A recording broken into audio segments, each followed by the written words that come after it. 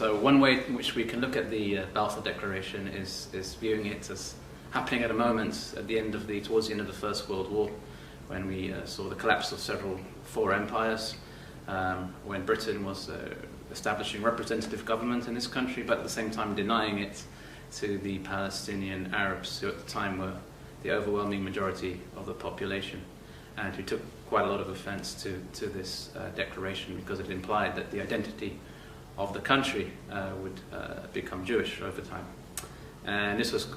also complicated by the establishment of the mandate in the League of Nations, which appeared to confer a right of self-government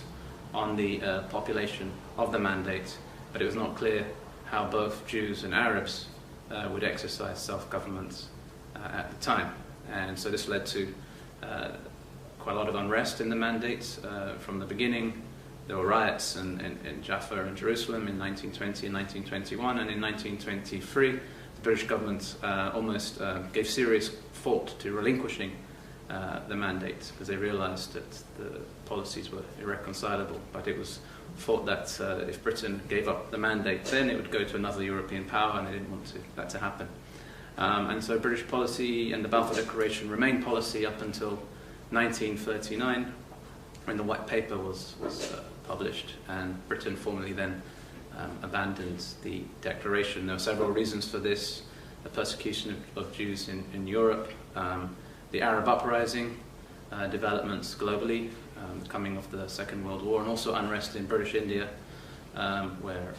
concern was expressed that Britain would need Muslim troops in the war, and they were not happy with, or some parts, Muhammad Ali Jinnah and others in the India Muslim League were expressing discomfort with British policy. And so the generals and the chief of staff reversed course, and in 1939 this led to a change of policy with regard to land sales to Jews and immigration. We had the Second World War, the Holocaust, the Jewish revolt, and Britain ended up relinquishing the mandate on the 15th of May 1948, bringing to an end the sorry saga of British rule and the consequences which we are living until this day.